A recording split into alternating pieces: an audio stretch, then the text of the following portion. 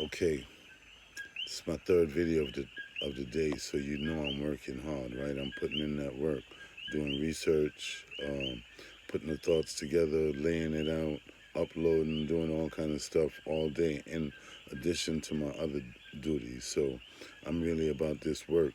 But anyway, this is part four of the worldwide oppression of melanated people trending worldwide. It ends now. Like I said, part four. Now, before I begin, I want to say that I want to thank you for tuning in. And as always, I only got 10 minutes, so let's get it. Like I said, this is my third video today, and I'm on overtime getting this work in. The last couple of videos got some white people butt hurt in the comments, and they were wondering why I've taken such an approach that I have. And to explain that, I have to walk this back a bit. First of all, um, that us coming from Africa shit is a lie. It's a lie designed to separate us from the land. By us, I mean the indigenous people of the Western Hemisphere of this plane of existence. Us. It, as I've outlined before, this part of the world is some of the most coveted land masses in the world. Everyone wanted it and still does. The Americas is the old world. It's where the biggest pyramids are, the most pyramids are. It's where, like the land of Utah, is where the Lord promised Abraham. It's where the Nile is, the real Nile. The Nile in the Bible doesn't even match up to the Nile in Africa. And the Nile is indeed, when count it all up, the longest river in the world. So, I mean, the Mississippi is. Anyway, moving on. The Americas is the old world, the land masses with the most natural history. And it's ours, all ours, but you guys had to try and take it from us. And not just white people, but our cousins from across the seas, from like North Africa, the Moors and the Hebrews from out of Europe.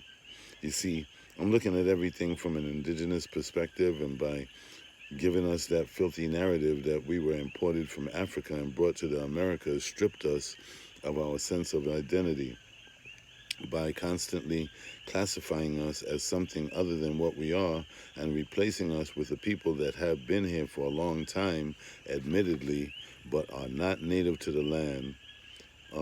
And our people, our ancestors were also forbidden to proudly proclaim our history, and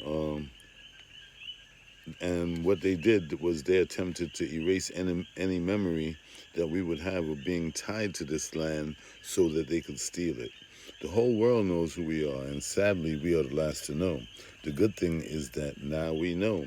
And the next thing is to let a lot more of us know that together we could decide what we're going to do with that knowledge. And like I said earlier, I have some ideas, and a lot of people are butthurt because of my approach, but their opinion has not been solicited, nor is it really welcomed.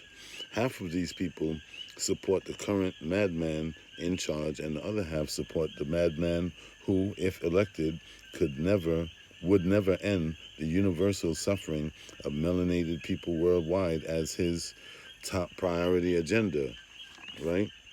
So could we agree on that so far? Am I making sense to anyone? I'm not asking you to agree that I'm correct about, melanated and the land and all of that. What I'm asking you to agree that I'm correct about is that you substantiate by way of your opinion whether or not you believe either Trump or Biden will address the needs of the indigenous population of the Americas, which is black, and would it be at the top of their agenda? Not likely, right? Okay then. And whose obligation is it to see to it that our needs are represented and our concerns are addressed? Yours? Of course not. So on behalf of my other brothers and sisters, many of whom are not even aware of many of the things I say today, I assert our concerns. There are several ways that I could do this. I could do things like I'm doing it now and depend on my communication skill set to successfully get my point across, or do I, in order not to make my white friends feel bad, skirt around the issues like everyone else and never get around to properly addressing the root cause of what I see as the problems, which is them and their people, white people and their people. And I'm talking about the abuses that, and I'm in my next production, like if you're looking for examples of the shit that I'm talking about, like the phantom reasons or excuses that at this point I'm sure you guys are thinking like, what have white people done so bad and how could they be the problem? My next production, I'm gonna outline it so perfectly, and I'm just gonna overkill that shit. So by the time I'm done, there's not gonna be any question whatsoever as to why, or whether or not I have a justification for feeling the way that I feel. But anyway, um, so which is the cause of the problem, which is them and their people. Now, let me tell you something. How bad you feel because of the things I say and other people say that point out what you guys have done is not my problem. Your forefathers gave you that. I want to share it. I won't share in the guilt. All I'm saying is don't ask me to pretend that all that shit that got the world to do to this point in its shitty condition, in this shitty, to get this point, the world to its point in its shitty condition, what was not the was the idea of your ancestors. All of that shit was the idea of your ancestors, and your cousins have been advancing their legacy with no plans of stopping and no one to challenge them until now. Now all things hidden will be brought to the light, and it doesn't seem like a lot of you like to be brought to the light. And you want to know something? Only vermin like the darkness. Otherwise, the light should be fine. I could see, I could see if I'm lying on y'all, right? I could see if I'm lying on y'all, but I'm not, and y'all know it. I appreciate all the white people that have stood by the side of black people publicly since the Montgomery, Alabama thing. It shows that we have um, some some hope for our country, and many people are tired of this shit too. We have some hope for our country, and that many white people are tired of this shit too, and they're waiting for us to stand up as well. So if so, right, if that's how you feel, like white people, if you're tired of it too, and you're waiting for us to stand up, here's how you could help. Stay the fuck out of our shit and let us do us, right? Because a lot of times your opinion ain't solicited or even welcomed, right? Now that is the, sorry about that. And what I need you to do is to continue to wake your people up, because many of you are doing a good job, and maybe they will care. They'll come around, because coming from us, it doesn't mean shit.